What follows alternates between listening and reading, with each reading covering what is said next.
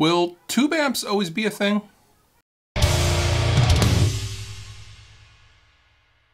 I get asked this question constantly, and whenever I ask that question, people usually give one of two answers. Either yes, they're always going to be around, or nope, they're on their way out already. And when you really stop to think about it, I don't think it's really that cut and dry. And I think we could look to the record industry, and specifically the vinyl record, and we could see a lot of similarities in how this might possibly go. I think if you break this down, the real question is, will tubes always be a thing? And suddenly becomes maybe a little less complicated. Guitar amplifiers, as we know them, have been around since about the 1930s, and they were originally developed during the Hawaiian music craze. And from there, they went on to amplify acoustic instruments, and it wasn't until the 50s that electric guitars were specifically made for these amplifiers. All the while, tubes were there holding their hand and amplifying everybody on their merry way. Beginning in the late 60s to early 70s, you had a competition of sorts when the transistor first really came into the mainstream, and you started to see a lot of solid-state amps take the place in a lot of product lines of traditional tube amps because they were just cheaper to make, and at the time I guess everybody thought they sounded better.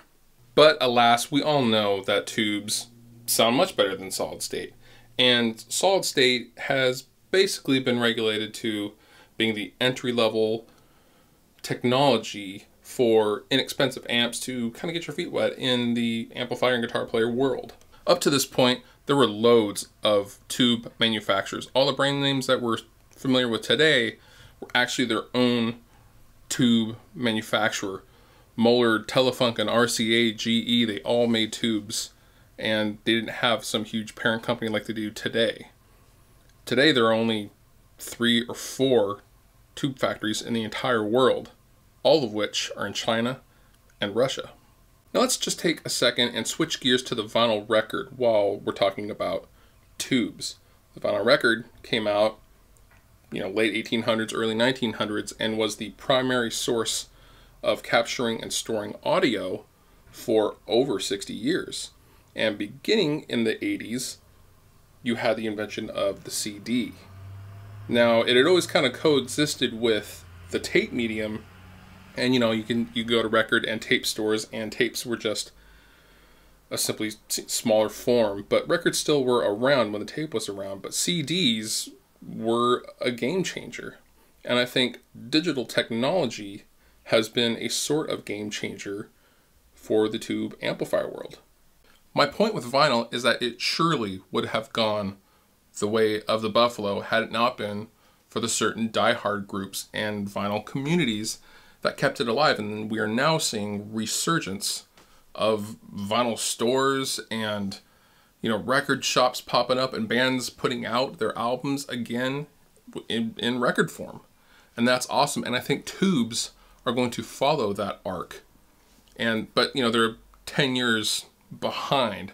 So I think we're going into a recession now where we will see a severe drought of decent new production tubes. And let's not even get into the quality of new production tubes, because that's a whole nother video, and I'm not prepared to talk about that right now.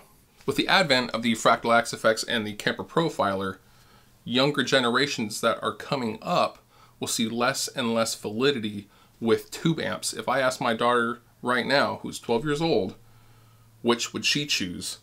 A tube amp or the cool looking box with all of the lights on it? She's going to choose the Kemper 10 times out of 10, because it doesn't make sense to her to have a large heat producing box at the amp and you can get 3 different sounds, 3 channels, versus the Kemper, which has a myriad of tones and you don't have to worry about anything. You just plug it in and go.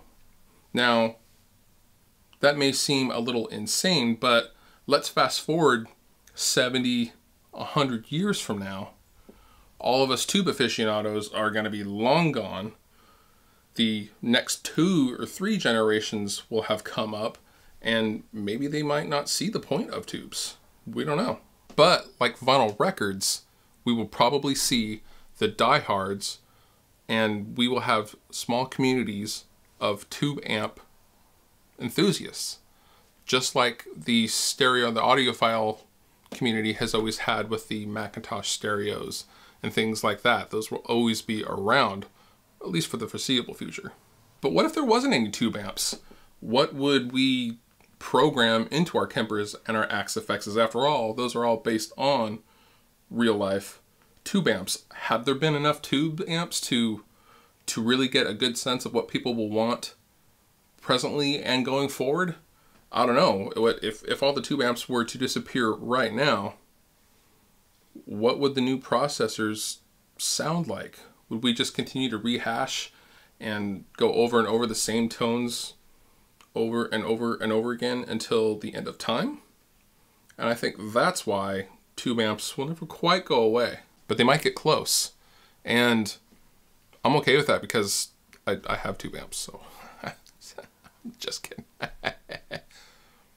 I think that the plugins and the digital technology is just going to keep getting better and better and better. But despite all of that, tubes will likely always be around. And I don't know if it will ever come to, you know, people making tubes in their homes. I'm sure a few people already do. I've seen a few YouTube videos of people making, like, you know, a single one-off 12AX7s or something like that. But I mean, like, I don't think it'll ever get to the point of going to someone's garage and picking out a set of your favorite tubes. But it might. I wouldn't be surprised. What do you think? Do you think tube amps will always be around, or will they actually go away at some point down the road? Let me know your thoughts in the comments below. And as always, I am Fluff.